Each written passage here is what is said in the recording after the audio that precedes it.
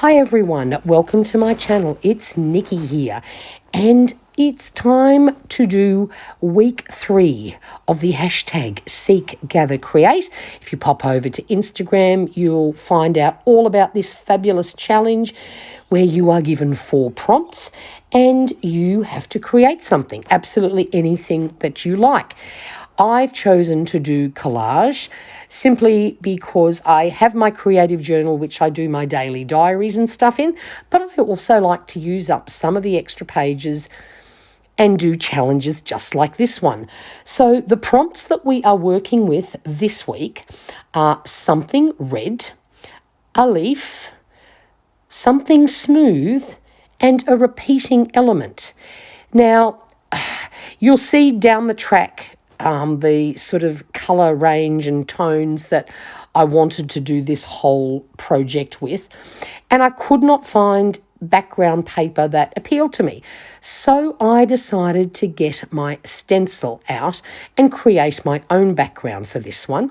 So I've popped some acrylic paint over on my favourite plate there that is covered in layers and layers of acrylic paint. And just one little tip when you are stenciling with acrylic paint, a makeup sponge is a really good sponge to do this job with, and dab off as much paint as you can. The drier the sponge, the neater your stenciling will be. Now, in this particular case, you'll see this is sort of quite a wild and woolly background. It doesn't have to be even close to perfect, but you do end up with much nicer stenciling if you don't have too much paint. Otherwise, it tends to leak under the stencil. And as you can see, this stencil I've used many a time, it's sort of even broken in some parts. It doesn't sit nicely flat. So I really had to make sure it was pretty dry so as that I don't make a giant mess. So I've done my first bash. Now the second one, all I've done is moved the stencil around a little bit. Because this is such a random pattern, it's perfect for this type of thing. And I'm now just sort of targeting areas where I can see a lot of white, because the only reason why I'm doing this is just to tone down the white background. So I'm just shimmering it around. So there's my first sort of attempt, and I've still got a few white bits, so that's okay.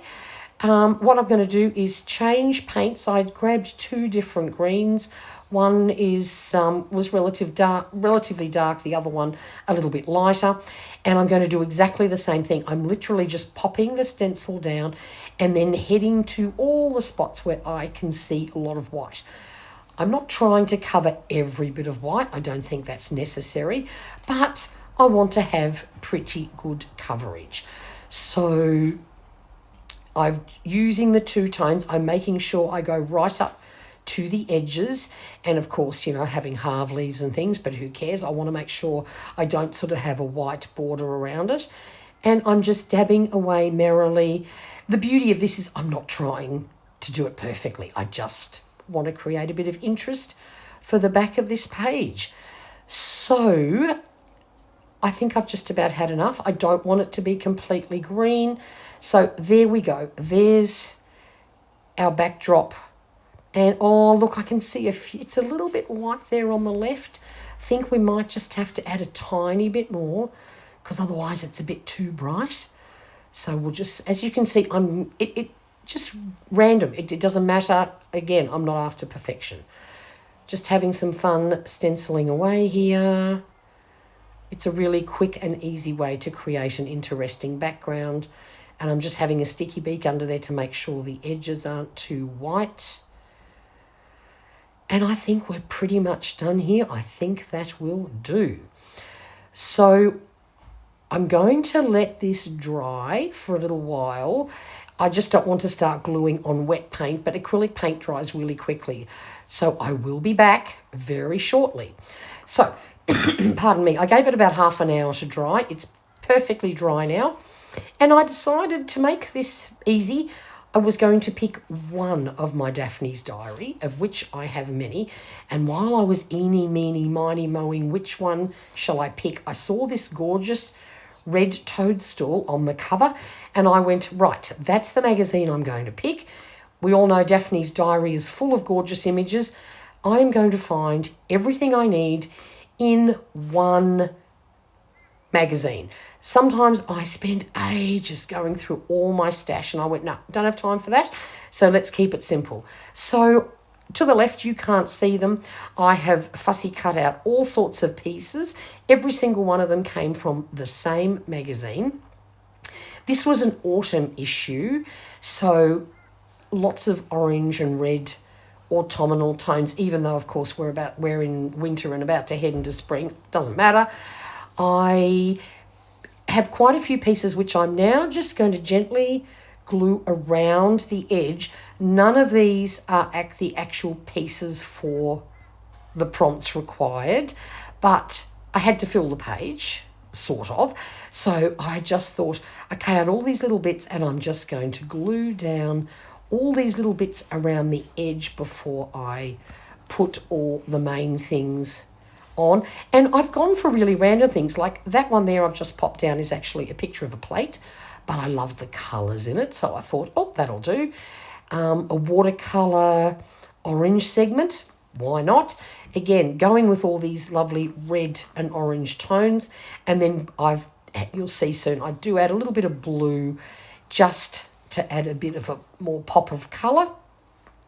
But some of these things, like, they don't all relate and belong together. Like, there's a paintbrush, but because it had a red handle and a bit of orange on because I think that's actually like a squeegee brush, I thought, colour tones are right. I literally just grabbed all sorts of bits and pieces to use. They certainly don't all belong together. I'm just flipping over. I keep my junk mail and use it for like a drop sheet for when I'm covering things in glue. So here's my first piece that's actually one of the prompts. Of course, that is my something red. Loved this giant toadstool. Definitely had to include it on my page. So that was prompt number 1. Number 2. Then, of course, I changed my mind where I initially was going to put it. This is for something smooth. It's a giant pod of some sort of plant, and I could just envisage how smooth that bulb part of that pod would be. So that is my something smooth. Then I just found this cute bird. Again, this was where I decided, why don't we add a little bit of blue just for a bit of contrasting colour. He has nothing to do with my prompts. I suppose he could be smooth. His feathers would be nice and smooth there on his belly. But no, he's just there to help fill up the page. There is my leaf. Of course, no, I decide I don't like it there. I need to put it up in that spot there. So there is my leaf. Then I just had a few other little bits and pieces. Again, loving all these colours. I think it all works so nicely together. These are 2 flowers, which I actually did put some gold ink around the edge. I don't think it'll show up on the camera, but I just wanted to sort of create a bit of an edge. Then this little blue and white plate, I thought I would add onto the other page there just to have a little bit of balance. So a little bit of blue on both pages. Found these, I think they're meant to be blueberries or something like that. I don't know. But again, a little bit more blue. And then I found this, I just loved this little pumpkin, and I thought his tonings went so well with the pod that I used. So I thought, why not throw a pumpkin down? Then I found the word grow. I thought that sort of suited this page. So the word grow is getting a spot there. And then the next thing we have to do is my reoccurring pattern. We haven't sort of included that yet. So I thought I would grab my stamps out. I love this set. I got it at a garage, crafty garage sale thing. I'm sure it's pretty old, but I do love it. So I'm starting off with this little round one. It's just a spot pattern, and I'm using some copper coloured ink, and I'll put a few of these down, but the ink sort of sort of, it does disappear. It doesn't stand out quite enough. So I think I put 3 or 4 of these down, and then I decide to change out for a different stamp. I'm going for one that's a little bit bigger, and I'm changing ink to, this is a sort of a more coppery, orangey, bronzy. It's an interesting colour, but at least that stands out a little bit more. So we need reoccurring pattern, so we're going to reoccurringly put a few of these all over the page. Help to fill in a few of those blank spots. Doesn't matter if, of course, they creep over onto the images. This colour actually stands out so much better. I'm much, much happier with that. So we're just going to randomly put them on. Some of them, over the edge. Who cares? It's all good. And then I have my reoccurring pattern. So all 4 prompts are well and truly covered. And I really love how this turned out. Hope you enjoyed it. If you have any questions, pop them down in the box below. And go and search the hashtag. You'll have so much fun having a look at the creative things that have been done. Until next time, bye for now.